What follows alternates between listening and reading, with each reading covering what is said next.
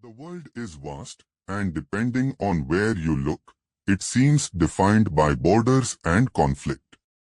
But if you look deeper into the human heart, you see something universal, a longing for meaning, for peace, and for connection. Our world is shaped by 5 major spiritual traditions: Christianity, Judaism, Islam, Hinduism, and Buddhism.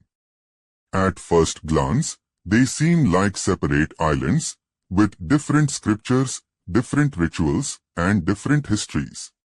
But what happens if we stop looking at the walls dividing these islands and start looking at the bridge that connects them? Today, we are exploring the radical, beautiful possibility of coexistence, not by ignoring our differences, but by understanding why, at the core of every great tradition, we are actually singing the same song. If you ask a theologian, they will point out massive differences in doctrine. And those differences are real, they matter.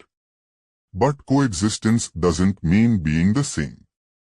Coexistence means respect. Consider the Golden Rule. It is arguably the most famous moral code on earth, and it appears in almost every tradition. In Christianity, it's do unto others as you would have them do unto you. In Judaism, what is hateful to you, do not do to your neighbor. In Islam, none of you truly believes until he loves for his brother what he loves for himself. Hinduism teaches, this is the sum of duty, do not unto others which would cause you pain if done to you. And Buddhism states, hurt not others in ways that you yourself would find hurtful. When all these voices echo the same truth, are we really as far apart as we think?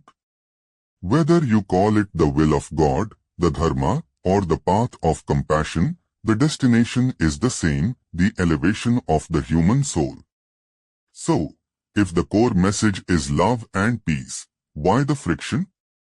Often, it's because we mistake the container for the content.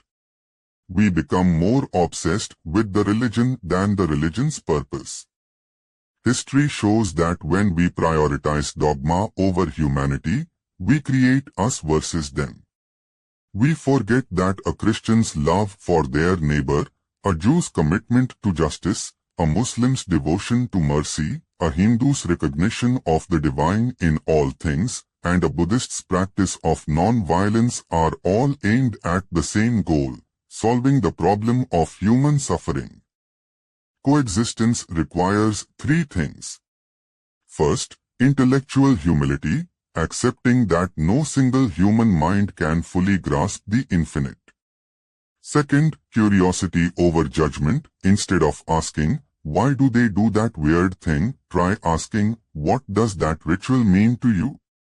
And third, shared action. It's hard to hate someone when you are standing next to them at a food bank, feeding the homeless. Imagine a garden. If every flower were a rose, the garden would be beautiful, sure. But the true strength of a garden lies in its variety. The world's religions are like that. Christianity brings the message of grace. Judaism brings the message of covenant and justice. Islam brings the message of submission and community. Hinduism brings the message of the unity of all life. Buddhism brings the message of mindfulness and internal peace. If we coexist, we don't just tolerate each other, we learn from each other. A Christian might learn the beauty of silence from a Buddhist, a Muslim might learn the depth of community from a Jewish congregation, a Hindu might learn the power of social justice from a Christian movement. We become richer, not poorer, by the presence of the other. We are living in a time where the world feels increasingly fractured. Some people will tell you that the clash of civilizations is inevitable. But I believe the confluence of civilizations is the true reality. We don't have to abandon our faith to make room for another's. In fact, true, deep, sincere faith should lead us to open our arms wider, not lock our doors tighter. Whether you pray in a cathedral, a mosque, a temple, or in the silence of your own heart, remember this: the person standing across from you, who looks different, prays differently, and believes differently, is carrying the same spark of the divine that you are. Let's stop arguing over the architecture of the bridge and start walking across it together. The world doesn't need more division. It needs more witnesses to the idea that love is the only language everyone speaks. Thank you for listening. Keep looking for the light in everyone you meet.